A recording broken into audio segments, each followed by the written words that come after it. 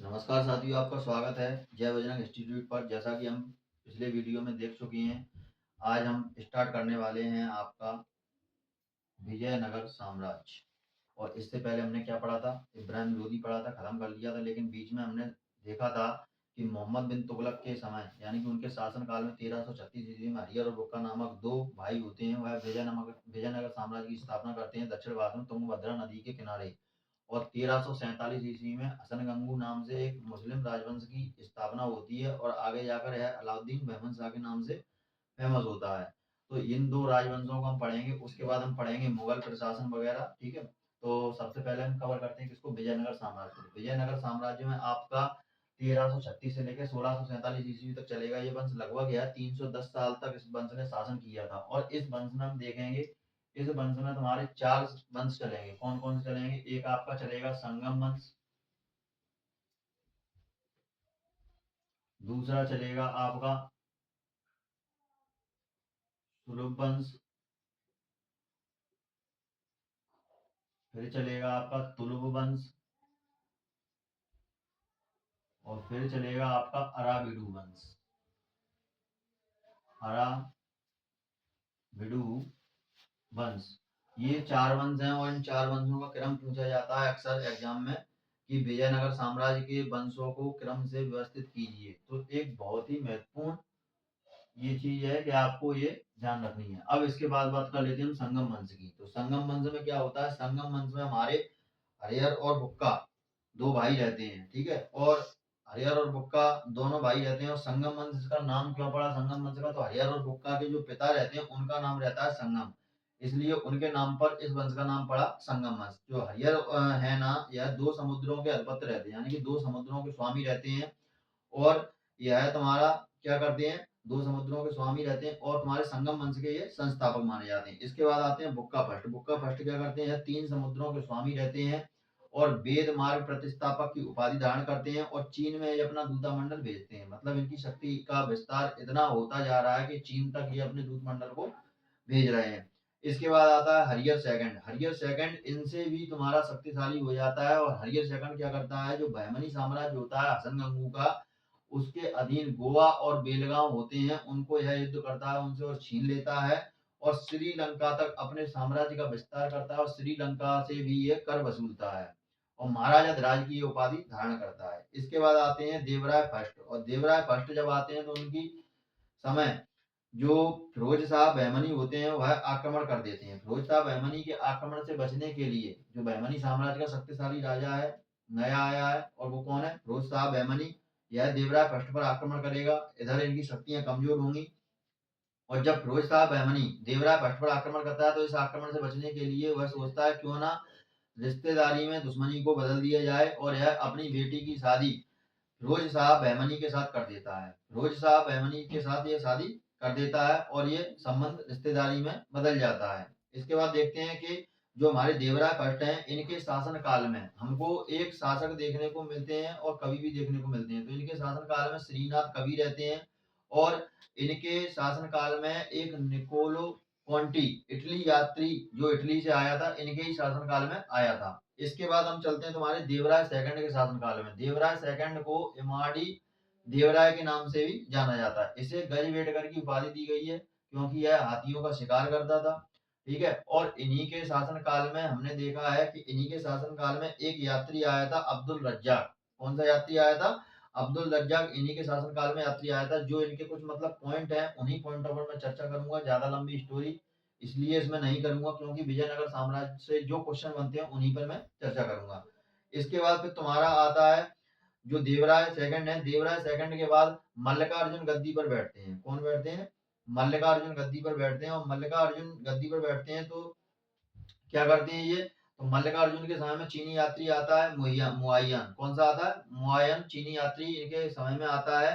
और मल्लिकार्जुन तुम्हारे क्या करते हैं? मल्लिकार्जुन के बाद जो अगला शासक रहता है, मल्लिकार्जुन के शासक बाद इमाड़ी मल्लिकार्जुन को एक उपाधि मिलती है, सॉरी मल्लिकार्जुन को एक उपाधि मिलती है और उस उपाधि को हम बोलते हैं प्रौढ़ देवराय। क्या बोलते हैं? प्रौढ़ देवराय। मल्लिकार्जुन को प्रौढ़ देवराय के नाम से जाना जाता है। क्वेश्चन कई बार बना है कि प्रौढ़ देवराय किस शासक को जाना जाता है? तो और मल्लिकार्जुन के बाद विरूपाक्ष गद्दी पर बैठता है, जो कि संगम वंश का अंतिम शासक रहता है। इसके बाद फिर आता है तुम्हारा सुलभ वंश। कौन आता है? सुलभ वंश। तो संगम वंश में अपन ने अंतिम शासक और प्रथम शासक, ये हमको विशेष रूप से ध्यान रखने हैं। हर वंश में कोई सा भी वंश हो, ज्यादातर पूछा जाता है कि पहला शासक कौन था, अंतिम शासक कौन था। फिर आता है तुम्हारा सुलभ वंश, और सुलभ वंश में हम देखते हैं जो नरसन नायक रहते हैं या सुलभ वंश के संस्थापक रहते हैं, और इनके पुत्र रहते हैं तीन। एक रहता है आपका वीर सिंह, और एक रहता है आपका कृष्ण देवराय, और कृष्ण देवराय से छोटा रहता है अच्युत देवराय। वीर सिंह जैसे कि बड़े पुत्र हैं, तो संस्थापक के रूप में इनको ही माना जाएगा। तो इन्होंने क्या किया, नए वंश की स्थापना कर दी। और नया वंश कौन सा रहता है? अपना तुलुप वंश। यानी कि नरसन नायक जो रहते हैं वह सुलभ वंश तक रहते हैं, सुलभ वंश तक ये शासन करते हैं। इसके बाद जो इनके पुत्र होते हैं वो पुत्र इनके तुलुप वंश की स्थापना करते हैं, और तुलुप वंश का संस्थापक वीर सिंह देव को माना जाता है। इसके बाद जो कृष्ण देवराय हैं, जो पूरे विजयनगर साम्राज्य के सबसे शक्तिशाली राजा के रूप में इनका चित्रण मिलता है। ये सबसे विजयनगर साम्राज्य के सबसे प्रतापी और शक्तिशाली राजा रहे हैं। इनका उल्लेख बाबर की बाबरनामा में भी देखने को मिलता है। बाबर की बाबरनामा में कृष्ण देवराय को एक प्रतापी और स्वतंत्र और सबसे शक्तिशाली राजा बताया गया है। इसके बाद इनका जो कृष्ण देवराय का सेनापति और मंत्री रहता है वह सुलभ तिम्मा रहता है। सुलभ तिम्मा रहता है। और जो कृष्ण देवराय हैं यह कई उपाधियों से जाने जाते हैं। आंध्र भोज, अवनव भोज और आंध्र पितामह के नाम से जाने जाते हैं। कृष्ण देवराय स्वयं इतने ज्ञानी थे कि इन्होंने तेलुगु भाषा में अमुक्त माल्यद नामक एक रचना की, और इनके दरबार में 8 तेलुगु भाषी कवि रहते थे, जिन्हें संयुक्त रूप से अष्ट दिग्गज कहा जाता था। कई बार क्वेश्चन बनता है कि अष्ट दिग्गज किसे कहा जाता था और अष्ट प्रधान किसे कहा जाता था। तो अष्ट प्रधान एक कंफ्यूजन पॉइंट के रूप में आप साइड में अपने नोट्स में लिखेंगे। अष्ट प्रधान क्या है? तो मराठा साम्राज्य में जो उनके मंत्री परिषद थी मराठाओं की, तो उनको क्या कहा जाता? शिवाजी, मराठा शिवाजी थे, उनकी मंत्री परिषद को क्या कहा जाता था? अष्ट प्रधान कहा जाता था। और इनके यहाँ जो कृष्ण देवराय हैं, इनके शासन काल में जो 8 कवि रहते थे तेलुगु भाषा के, तो उनको क्या कहा जाता था? अष्ट दिग्गज कहा जाता था। अब इसके बाद हम देखते हैं जो कृष्ण देवराय हैं, कृष्ण देवराय के समय क्या हुआ था? तो कृष्ण देवराय के समय एक यात्री आया, 2 यात्री आए थे। एक आया था तुम्हारा बारबोसा। कौन सा आया था? बारबोसा। डुआर्टे इसका पूरा नाम था, डुआर्टे बारबोसा। और दूसरा आया था डोमिंगोस पायस। 2 एक पुर्तगाली यात्री थे जो इनके समय शासनकाल में आए थे। और 1510 ईस्वी में क्या हुआ था? अल्बुकर्क के साथ कृष्ण देवराय की संधि हुई, पुर्तगालियों से पहली संधि हुई। और इस संधि में यह कहा गया था कि आप घोड़े सिर्फ विजयनगर साम्राज्य को ही बेचेंगे। इसके बाद 1520 में तुम्हारे ये दोनों आते हैं, एक डुआर्टे बारबोसा और डोमिंगो पाइस, ये 1520 में दौरे के लिए आते हैं। इसके बाद हम देखते हैं जो कृष्ण देवराय हैं, कृष्ण देवराय से 3 शासक युद्ध करते हैं। एक करते हैं तुम्हारे बीदर के मोहम्मद शाह, और तुम्हारे करते हैं एक बीदर के मोहम्मद शाह हो गए, और यूसुफ आदिल शाही हो गए तुम्हारे। और यूसुफ आदिल शाही कहाँ के थे तुम्हारे? यूसुफ आदिल शाही बीजापुर के शासक थे। बीजापुर के शासक यूसुफ आदिल शाही, और बीदर के शासक थे तुम्हारे महमूद शाह। और उड़ीसा के काकती वंश के जो शासक थे, उन शासक को हम जानते हैं रुद्र प्रताप देव के नाम से। ये तीनों युद्ध करते हैं, किससे? कृष्ण देवराय से। और कृष्ण देवराय इन तीनों को हरा देता है। याद हो आपको, रुद्र प्रताप देव के समय हमने पीछे देखा था कि जो अलाउद्दीन खिलजी का वारंगल या तेलंगाना का अभियान था, उसमें रुद्र प्रताप देव, अलाउद्दीन खिलजी यहाँ, और उनके जो सेनापति थे, दीवान थे मलिक काफूर, उनको कोहिनूर हीरा देता है ताकि वह उनके सानिध्य में रहकर शासन कर सके, और वो उनको आक्रमण, मतलब उनके राज्य पर आक्रमण ना करे। तो ये वही रुद्र प्रताप देव है काकती वंश के, जो कृष्ण देवराय से भी युद्ध करते हैं और हार जाते हैं। कृष्ण देवराय का छोटा भाई रहता है अच्युत देवराय। कौन रहता है? अच्युत देवराय। और अच्युत देवराय क्या होता है? जो उड़ीसा के शासक होते हैं काकती वंश के, रुद्र प्रताप देव, यह तुम्हारे अच्युत देवराय को पराजित कर देते हैं। और अच्युत देवराय होता है गोलकुंडा के शासक को पराजित कर देता है। तो यहाँ पर हम देखते हैं जब ये सारी की सारी घटना घटित हो रही थी, तो आगे फिर चलते हैं थोड़ा। तो कृष्ण देवराय होते हैं, तो कृष्ण देवराय क्या करते हैं? अपने उत्तराधिकारी के रूप में अच्युत देवराय को चुनते हैं। अच्युत देवराय का एक भतीजा रहता है वेंकट, जो कि गद्दी पर बैठता है। कौन बैठता है? वेंकट, जो कि गद्दी पर बैठता है। और अच्युत देवराय का ये भतीजा था। और अच्युत देवराय होते हैं महामंडलेश्वर की स्थापना करते हैं। किसकी स्थापना करते हैं? महामंडलेश्वर की स्थापना करते हैं। और हम देखते हैं कि तुलुप वंश का जो अंतिम शासक रहता है, वह सबसे प्रतापी अंतिम शासक जो रहता है कृष्ण देवराय के बाद, यदि कोई सबसे प्रतापी शासक है तो वह कौन था? सदाशिव राय था, जो कि तुम्हारा तुलुप वंश का अंतिम शासक था। जो तुलुप वंश का अंतिम शासक था, इसके समय हमने देखा था कि एक तिरुमल था। कौन था? तिरुमल। तिरुमल ने सदाशिव की सहायता से, तिरुमल ने सदाशिव की सहायता से राजधानी पेनुकोंडा स्थानांतरित की। और पेनुकोंडा स्थानांतरित करने से, क्योंकि इन्होंने तल्ली कोटी और बन्नी का एक युद्ध होता है 23 जनवरी 1565 को, और इस युद्ध में तुम्हारा हैदराबाद के शासक भाग नहीं लेते हैं, बल्कि इसमें हम देखते हैं तुम्हारे सारे शासक जैसे कि यूसुफ आदिल शाह, मोहम्मद शाह और तुम्हारे काकती वरजी हुसैन वगैरह, ये सारे के सारे शासक भाग लेते हैं। और एक साइड मतलब सारा मुस्लिम साम्राज्य रहता है और एक साइड तुम्हारा विजयनगर साम्राज्य रहता है।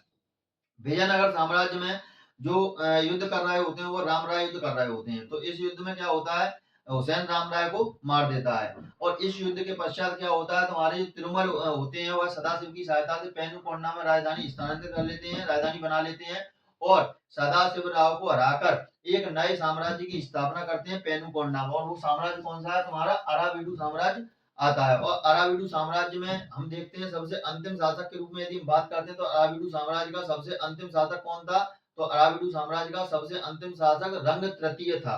तो ये कुछ पॉइंट थे जो मैंने आपको बताया, इनको कवर करवाऊंगा, फिर इसके बाद हम विजयनगर प्रशासन के बारे में जानकारी लेंगे। ठीक है, तो आप इनके पॉइंटों को लिखवाते हैं। तो यहाँ पर आपको डाल लेना है सबसे पहले क्या, संगम वंश डाल लेना है। क्या डालना है आपको, संगम वंश। तो संगम वंश डालने के बाद यहाँ पर आपको पॉइंट लिखना है, पहला कौन सा, संगम वंश में पहले अपन किस शासक का नाम लिखेंगे, तो पहले लिखेंगे हम हरियर और बुक्का, लेकिन उससे पहले हम थोड़ा विजयनगर के बारे में लिख लेते हैं, तब ये डालेंगे। ठीक है, तो पहले विजयनगर के बारे में लिख लेते हैं। विजयनगर का क्या है, तो विजयनगर का शाब्दिक अर्थ होता है जीत का शहर। क्या लिखेंगे हम यहाँ पर, विजयनगर का शाब्दिक अर्थ क्या है, जीत का शहर। ठीक, कई बार पूछ लिया जाता है कि विजयनगर साम्राज्य यानी कि विजयनगर का शाब्दिक अर्थ क्या है, तो जीत का शहर। ठीक है, इसके बाद फिर हम लिखेंगे यहाँ पर, पॉइंट कनेक्ट करेंगे कि मोहम्मद बिन तुगलक के शासन काल में, एमबीटी, मोहम्मद बिन तुगलक के शासन काल में, मोहम्मद बिन तुगलक के शासन काल में 1336 ईस्वी में, 1336 ईस्वी में हरिहर और बुक्का, हरिहर और बुक्का नामक दो भाई, हरिहर और बुक्का नामक दो भाई विजयनगर साम्राज्य की स्थापना करते हैं। ठीक है, विजयनगर साम्राज्य की स्थापना करते हैं। और जो हमारा विजयनगर है इसकी राजधानी क्या है, तो इसकी राजधानी है तुम्हारी हम्पी। राजधानी कहाँ है तुम्हारी, हम्पी इसकी राजधानी है। और हम्पी तुम्हारा कहाँ पड़ता है, तो हम्पी हमारा पड़ता है कर्नाटक में। कर्नाटक, अगर ऑप्शन में मैसूर आ जाए तो मैसूर भी इसी के अंतर्गत आता है। तो ये आपको दोनों चीजें याद रखनी है। अगर पूछा जाए कि हम्पी राजधानी किस जगह आती है, तो कर्नाटक ऑप्शन मिले कर्नाटक टिक करना, और कर्नाटक हमारा मैसूर के अंतर्गत ही आता है। ठीक है, इसके बाद फिर हम लिखते हैं यहाँ पर, अब डालेंगे हम अपना संगम वंश। पहला सबसे पहले अपन क्या डालेंगे, संगम वंश। और संगम वंश में सबसे पहले हमारा आएगा हरियर बुक्का, यानी कि हरियर फर्स्ट। अब आप कहोगे कि जी फर्स्ट सेकंड क्या है, तो फर्स्ट सेकंड देखो, इतिहासकार में पुराने इतिहास में यदि हम देखेंगे तो पुराने इतिहास में ज्यादातर जो पिता के नाम हुआ करते थे वही उनके पुत्र के नाम हुआ करते थे। जो हमारे इतिहासकार हैं उन्होंने ये फर्स्ट सेकंड लगाया, ना कि इतिहास में पहले लगा था। फर्स्ट सेकंड इसलिए लगाया ताकि ताकि आपको कंफ्यूजन ना हो और आपको पता चल सके कि ये उसका पुत्र है।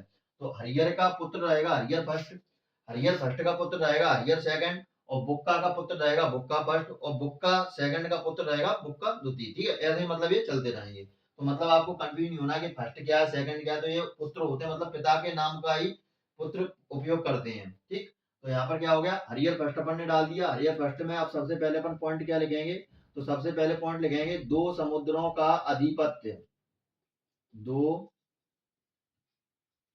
समुद्रों का स्वामी लिख लो। ठीक है, दो समुद्रों का स्वामी। मतलब दो समुद्र अगर भारत के आसपास लग रहे हैं, कौन कौन से, तुम्हारा अरब सागर और बंगाल की खाड़ी, तो उन दोनों समुद्रों से ये क्या करते थे, व्यापार करते थे। इन दोनों समुद्रों पर इनका अच्छा शासन था। तो क्या लिखेंगे, दो समुद्रों का स्वामी या दो समुद्रों का अधिपति। ठीक है, दो समुद्रों का स्वामी या दो समुद्रों का अधिपति। इसके बाद लिखेंगे हम संगम वंश का संस्थापक। संगम वंश का संस्थापक। और संगम वंश नाम क्यों पड़ा, क्योंकि हरिहर और बुक्का दोनों के पापा कौन थे, संगम थे, इसलिए इसका नाम क्या पड़ा, संगम वंश पड़ा। इसके बाद इसमें ये दोनों पॉइंट हो गए, बस इतना ही लिखना। फिर उसके बाद डालना है अपना बुक्का फर्स्ट। क्या डालना है, बुक्का फर्स्ट। और बुक्का फर्स्ट में पॉइंट अपना क्या लिखना है, तो बुक्का फर्स्ट में अपना पॉइंट लिखना है तीन समुद्रों का अधिपति। मतलब ये इनसे भी ज्यादा शक्तिशाली हो गए, इन्होंने अपना साम्राज्य तीन समुद्रों तक फैला लिया, तीन समुद्रों से लगे हुए देश की सीमाओं से व्यापार करते थे। तो क्या लिखेंगे, तीन समुद्रों का स्वामी। तीन समुद्रों का स्वामी।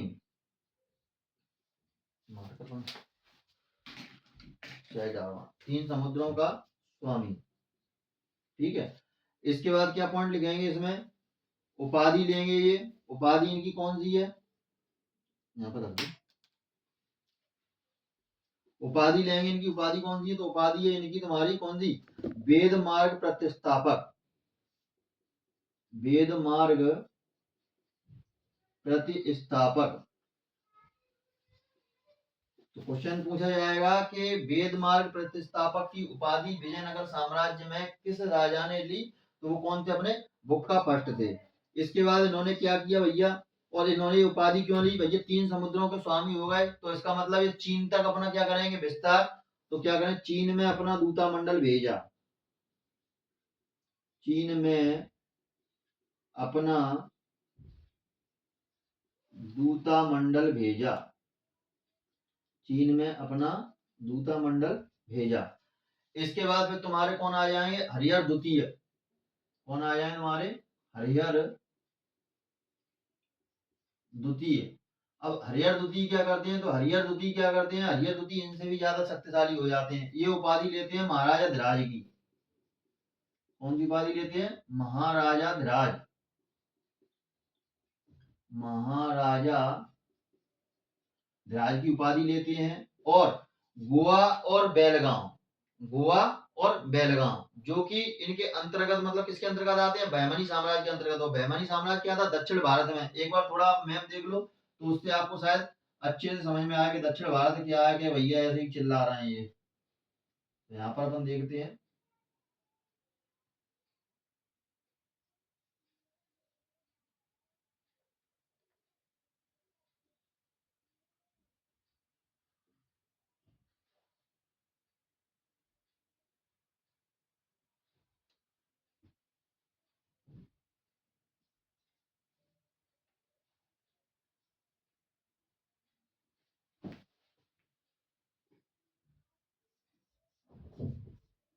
ठीक कुछ इस तरीके का अपना भारत का नक्शा होता है। यहाँ पर आपकी श्रीलंका होती है, ये है आपका उत्तर भारत, और ये है आपका दक्षिण भारत। तो यहाँ पर कौन सी बात चल रही है, दक्षिण भारत की बात चल रही है। तो दक्षिण भारत में क्या होता है, ये उपाधि लेते हैं तुम्हारे। और दक्षिण भारत में कौन सी नदी, तुंगभद्रा नदी। और तुंगभद्रा नदी के किनारे कौन सा साम्राज्य है, तुम्हारा विजयनगर साम्राज्य।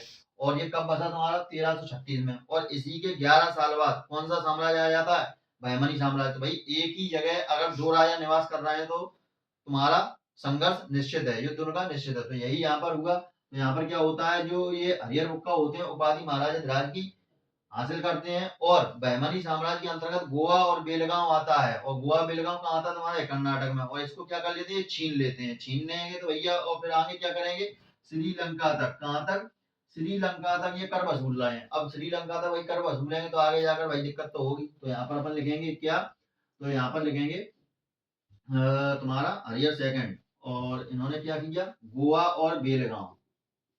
गोवा और बेलगांव। और बेलगांव तुम्हारा कहाँ था, कर्नाटक में। गोवा और बेलगांव कर्नाटक, जो बहमनी साम्राज्य के अधीन था। जो बहमनी साम्राज्य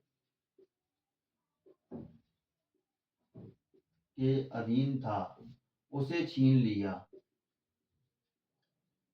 उसे छीन लिया, किसने छीन लिया भैया? हरिहर द्वितीय ने। इसके बाद क्या किया? श्रीलंका से कर वसूलने लगे। श्रीलंका से कर वसूलते थे। श्रीलंका से कर वसूलते थे। अब इसके बाद क्या होता है? इनके बाद फिर आते हैं तुम्हारे देवराय प्रथम। कौन आते हैं?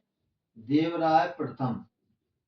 मतलब इनकी शक्तियां बढ़ती जा रही थी। अब देवराय प्रथम आते हैं, तो देवराय प्रथम के समय में क्या होता है, जब तुम दूसरे के इलाके में जाओगे और कर वगैरह वसूलोगे तो वहां पे भी शक्तिशाली राजा आएंगे। तो इसमें जो तुम्हारा बहमनी साम्राज्य था, बहमनी साम्राज्य का संस्थापक कौन रहता है? हसन गंगू। और हसन गंगू को इस्माइल मग रहता है, इस्माइल खान रहता है। वह किसकी उपाधि देता है? जफर खां की। और ये स्वयं को अलाउद्दीन बहमन शाह के नाम से इस साम्राज्य की गद्दी पर बैठाता है। और लेकिन जब ये चला जाता है तो इसके बाद इसका पुत्र रहता है कौन? फिरोज शाह। और फिरोज शाह बहमनी क्या करता है? देवराय भट्ट पर आक्रमण कर देता है। वो कहता है हम तुम्हें बता रहा, तुम वसूलो हमारे राज्य से, हफ्ता वसूलो, तुम्हें हम हफ्ता दे पाते। तो ये क्या करता है? तो देवराय सेकंड के शासन काल में क्या लिखेंगे? फिरोज शाह बहमनी, फिरोज शाह बहमनी आक्रमण करता है। फिरोज शाह बहमनी आक्रमण करता है। अब देखिए क्या करेंगे ये भाई साहब, बुद्धि का इस्तेमाल करेंगे। फिरोज शाह बहमनी की शक्ति पड़ रही है ज्यादा। किससे ज्यादा पड़ रही है? देवराय से। तो देवराय क्या करेंगे? अपनी बिटिया का संबंध कर देंगे, बोलेंगे कि दुश्मनी को भैया दोस्ती में परिवर्तित कर लो। तो क्या करेंगे ये? देवराय फर्स्ट, देवराय फर्स्ट अपनी पुत्री, अपनी पुत्री का विवाह, अपनी पुत्री का विवाह फिरोज शाह बहमनी के साथ कराते हैं। फिरोज शाह बहमनी के साथ करते हैं। ठीक है। इसके बाद देखते हैं हम, जो देवराय फर्स्ट थे, तो देवराय फर्स्ट के शासन काल में निकोलो कॉन्टी इटली यात्री था, इटली का, वह दौरे पर आया था। ठीक है। तो यहाँ पर क्या लिखेंगे? निकोलो कॉन्टी, इन्हीं के शासन काल में। क्या लिखेंगे? इन्हीं के शासन काल में, इन्हीं के शासन काल में निकोलो कॉन्टी, निकोलो कॉन्टी इटली का, ठीक है, निकोलो कॉन्टी यात्री आया, यात्री आया। इसके बाद इनके दरबार में एक कवि रहते थे, श्रीनाथ। अब श्रीनाथ कवि के देखो दो तुमको फैक्ट मिलेंगे, अगर गूगल पर तुम सर्च करोगे तो श्रीनाथ तुमको मिलेगा कहाँ? देवराय फर्स्ट के में। और अगर लूसेंट उठाकर देखोगे 2015 का संस्करण, तो उसमें तुम्हें क्या मिलेगा? जो श्रीनाथ है वह देवराय सेकंड के में आए हैं। तो आपको ऑप्शन के हिसाब से इसको मैनेज करना है। ठीक है। यहाँ पर लिख देते हैं कवि श्रीनाथ इनके दरबार में रहे, कवि श्रीनाथ इनके दरबार में रहे। मतलब कहने का आशय ये, इनके दरबार में भी है और देवराय सेकंड के दरबार में भी है। इसके बाद क्या करते हैं? जो देवराय भट्ट होते हैं, यह सिंचाई व्यवस्था को सुचारू रूप से चलाने के लिए तुंगभद्रा नदी पर एक बांध का निर्माण करते हैं। तो क्या लिखेंगे? तुंगभद्रा नदी पर एक बांध बनवाया सिंचाई के लिए। यहाँ पर लिखेंगे सिंचाई के लिए, सिंचाई के लिए तुंगभद्रा नदी पर, तुंगभद्रा नदी पर एक बांध बनवाया, एक बांध बनवाया। अब इनके बाद आते हैं तुम्हारे कौन? देवराय सेकंड। तो देवराय सेकंड के लिए मैं थोड़ा इधर का साफ करूंगा। ठीक है। स्क्रीनशॉट आपने ले लिया होगा। अब देखिए यहाँ पर आते हैं आपके देवराय सेकंड। और जो देवराय सेकंड होते हैं, देवराय सेकंड उपाधि धारण करते हैं तुम्हारी गजबेटकर की। कौन सी उपाधि धारण करते हैं? गजबेटकर की। और गजबेटकर को क्या कहा जाता है? गजबेटकर यानी कि हाथियों की शिकारी, हाथियों का शिकारी। तो क्या करते थे भैया? ये हाथियों का शिकार करते थे, हाथियों का शिकारी। और क्या हुआ था, इनके शासनकाल में एक फारसी यात्री अब्दुल रज्जाक आया था। क्वेश्चन बनता है विजयनगर साम्राज्य से कि एक फारसी यात्री अब्दुल रज्जाक किसके शासनकाल में आया, तो वह आया था देवराय सेकंड के। तो यहाँ पर लिखेंगे फारसी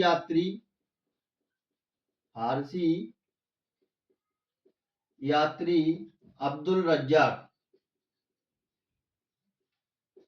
फारसी यात्री अब्दुल रज्जाक इन्हीं के शासनकाल में आया, इन्हीं के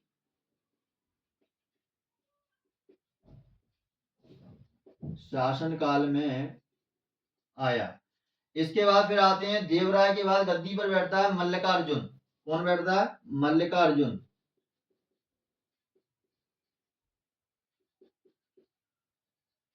और मल्लिकार्जुन जो होते हैं इनको जाना जाता है, इनकी उपाधि क्या है, इनको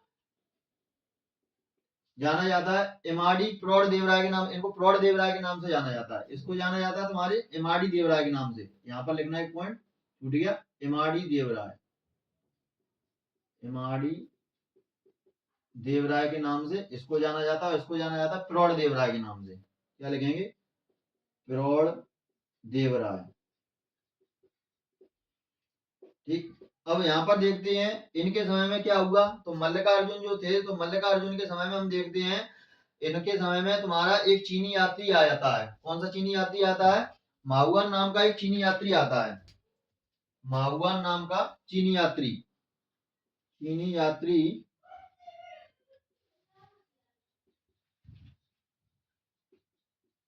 माहुआन आया।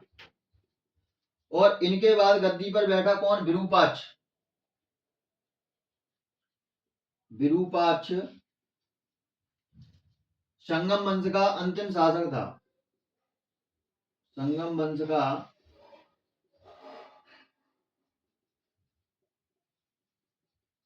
अंतिम शासक था। तो विरूपाक्ष क्या हो गया, अंतिम शासक हो गया। अब संगम वंश के बाद तुम्हारा कौन सा आता है, सुलभ वंश। और सुलभ वंश में कौन था, सुलभ वंश में जैसा कि मैंने बताया था, सुलभ वंश में आपके थे नरसा नायक। और नरसा नायक के 3 पुत्र थे, वीर सिंह और कृष्ण देव राय, और सबसे छोटा था अच्युत देव राय। तो वीर सिंह देव क्या करते हैं, जब भैया बड़े पुत्र हैं तो उनको संस्था सौंपी जाएगी, तो क्या होगा, सुलभ वंश का संस्थापक। तो यहाँ पर अपन लिखते हैं, थोड़ा इसको मिटा देते हैं, यहाँ पर लिखेंगे अपन कौन सा, सुलभ वंश, सुलभ वंश। और सुलभ वंश में कौन है भैया, नरसा नायक, राजा नरसा नायक। और नरसा नायक के पुत्र रहते हैं 3। कौन कौन से, बड़ा पुत्र है तुम्हारा वीर सिंह, और दूसरे नंबर का है कृष्ण देव राय, और तीसरे नंबर का है तुम्हारा अच्युत देव राय। अब बड़ा पुत्र है तो बड़ा पुत्र, अब इन्होंने क्या किया, इन्होंने कहा 3 पुत्र है भाई, साम्राज्य का विस्तार करना चाहिए, तो इन्होंने कर दी कौन से, नए वंश की स्थापना, तुलुप वंश की। और तुलुप वंश का संस्थापक कौन हो गया, वीर सिंह। तो क्या लिखेंगे, तुलुप वंश का संस्थापक, तुलुप वंश का संस्थापक। ठीक है, अब यहाँ पर थोड़ा इसको मिटा देते हैं। यहाँ पर हम देखेंगे क्या हुआ था, तुलुप वंश का ये संस्थापक था। लेकिन जो तुलुप वंश था, तुलुप वंश का सबसे शक्तिशाली शासक के रूप में कौन उभरा, तो कृष्ण देव राय उभरा। तो यहाँ पर अपन लिखेंगे कृष्ण देव राय, कृष्ण देव राय को बाबर की बाबर नामा में, बाबर नामा में विजयनगर साम्राज्य का, विजयनगर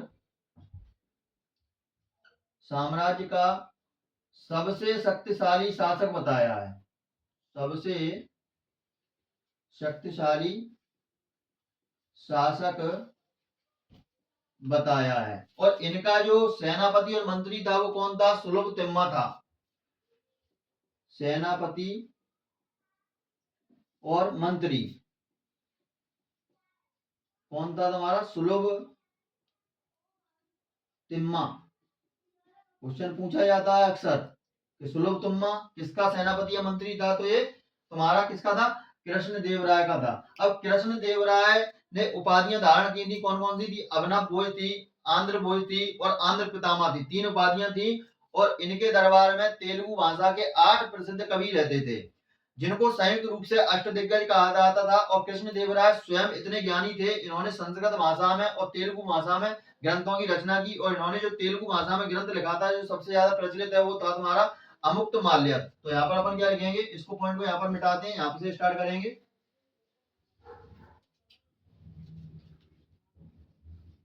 यहाँ पर क्या लिखेंगे, तुलुप वंश के यहाँ पर कृष्णदेवराय के पॉइंट यहाँ से अपन लिखते हैं।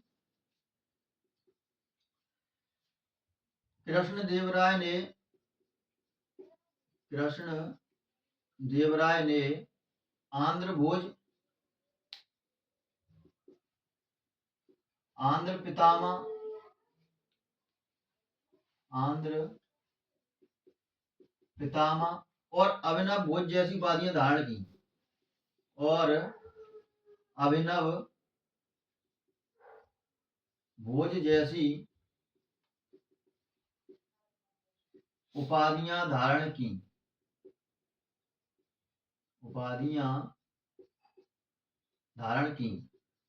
ये स्वयं ज्ञानी थे, ये स्वयं ज्ञानी थे। इन्होंने तेलुगु भाषा में,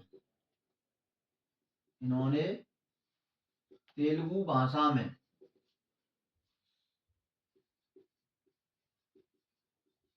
अमुक्तमाल्यद नामक ग्रंथ की रचना की, नामक ग्रंथ की रचना की। इनके दरबार में 8 कवि रहते थे। क्या लिखेंगे, इनके दरबार में, इनके दरबार में तेलुगु भाषा के, तेलुगु भाषा के 8 कवि रहते थे। और इन 8 कवियों को, इन 8 कवियों को संयुक्त रूप से, संयुक्त रूप से अष्टदिग्गज कहा जाता था।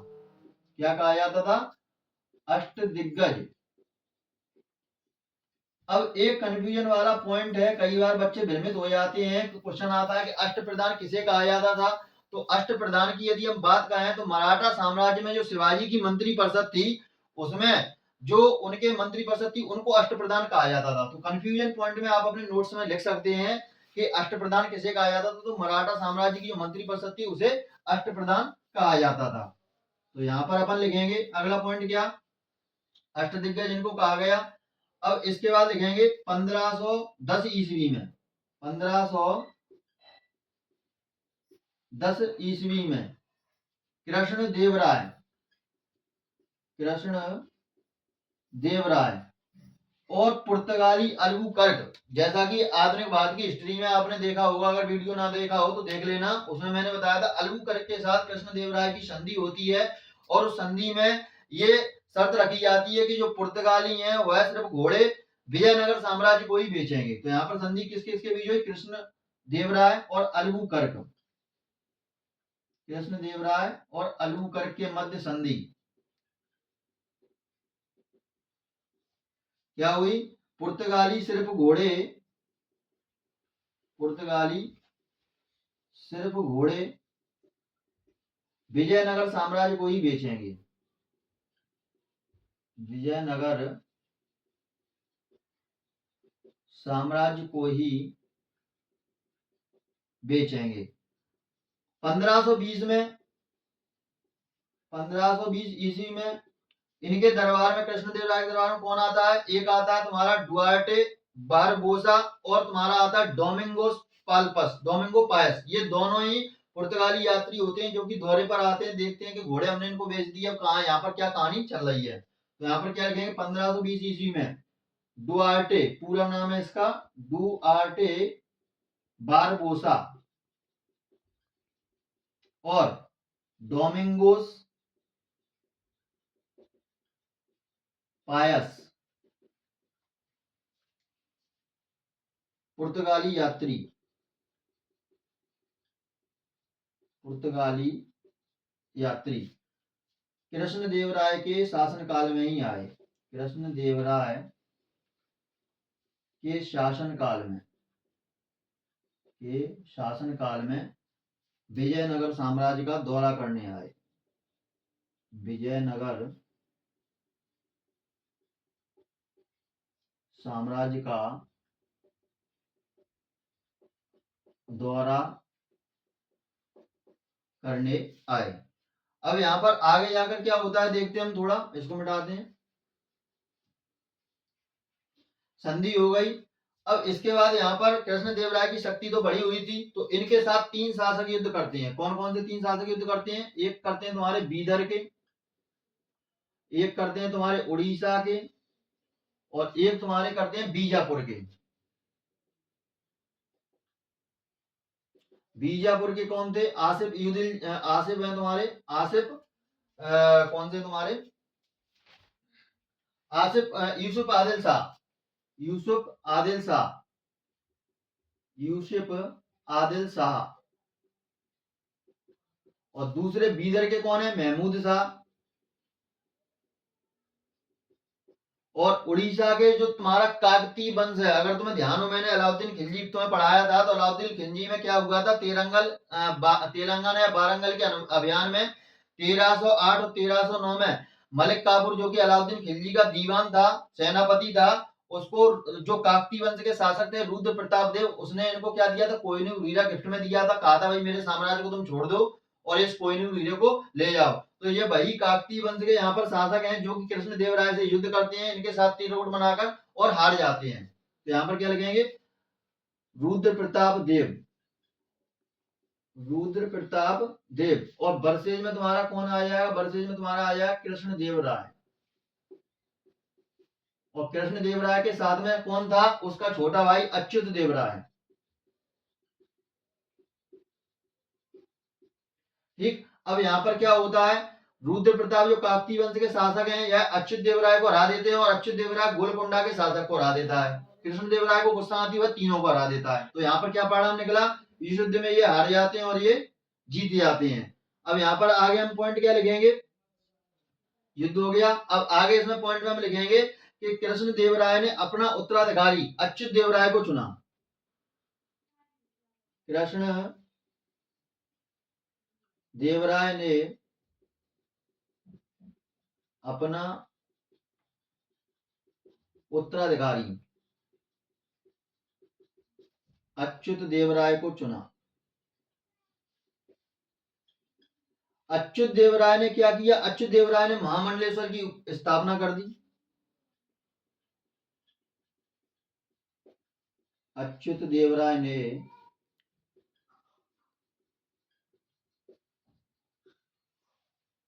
महामंडलेश्वर की स्थापना की। ठीक है। इसके बाद क्या हुआ तुम्हारा? उड़ीसा के शासक को ने राय तो लाइन लिखनी नहीं है, वो तो समझाने के लिए मैंने बता दी, बस आपको स्टोरी के माध्यम से याद रखनी है। अच्युत देवराय का भतीजा रहता है वेंकट, जो कि इनके बाद गद्दी पर बैठता है। अच्युत देवराय का भतीजा कौन रहता है? वेंकट। तो इनके बाद क्या लिखेंगे? इनके बाद वेंकट गद्दी पर बैठा, वेंकट गद्दी पर बैठा। और वेंकट कौन है भाई? इनका भतीजा। तो यहाँ पर लिख देंगे आप तीर लगा के, भतीजा। अब वेंकट के बाद जब वेंकट गद्दी पर बैठा, तो सारी की जो वास्तविक शक्तियां थी वह तिरुमल के हाथों में थी। और तिरुमल क्या करता है? जो वेंकट के बाद अंतिम शासक रहता है सदाशिव राय, सदाशिव राय, तुलुप वंश कौन सा? हाँ ठीक है, तुलुप वंश का सदाशिव राय है तुम्हारा, तुलुप वंश का अंतिम और प्रतापी राजा, अंतिम और प्रतापी राजा था। तो क्या करता है? जो तुलुप वंश होता है अगला, तो तुलुप वंश सदाशिव राय जो रहते हैं, तो इनके समय में इनका एक मंत्री रहता है, सामंत हम कह रहे हैं, वो था तिरुमल। तिरुमल सदाशिव की सहायता से पेनुकोंडा राजधानी स्थानांतरित करता है, राजधानी। और पेनुकोंडा में क्या होता है? उसके बाद राजधानी स्थानांतरित करने के बाद बन्नीहट्टी, तालीकोटा या राक्षस तगड़ी का 23 जनवरी 1565 का एक युद्ध होता है। और उस युद्ध में क्या होता है? राम राय हार जाता है, हुसैन राम राय को मार देता है। और यहाँ पर तुम्हारा जो तिरुमल होता है, वह पेनु सदाशिव को हटाकर एक नए साम्राज्य की, अराविडु साम्राज्य की स्थापना करता है। तो यहाँ पर अपन क्या लिखेंगे, ये तो हो गया अंतिम शासक। तो आपको ये विशेष चीज ध्यान रखनी, पहला शासक कौन था, अंतिम शासक कौन था, तो ये आपको याद रखनी है। अब यहाँ पर अपन क्या लिखेंगे, 23 जनवरी 1565 को राक्षस तगड़ी या बन्नी हट्टी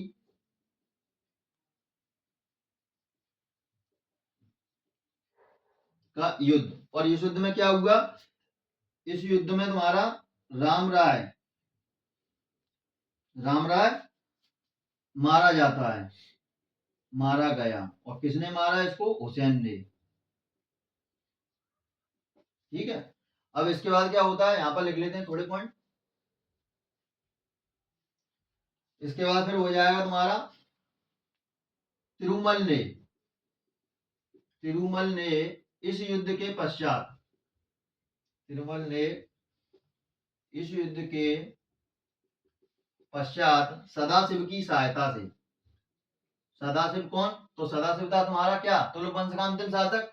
और तिरुमल कौन था, तिरुमल इनका सामंत था। तो सदाशिव की सहायता से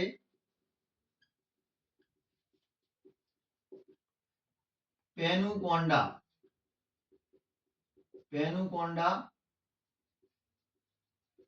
राजधानी बनाकर,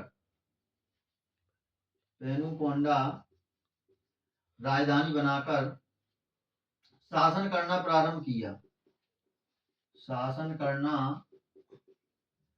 प्रारंभ किया, ठीक है। और फिर सदाशिव राव को ये हटा देता है और एक नए वंश की स्थापना, और एक नया वंश आपका कौन सा, अराविडू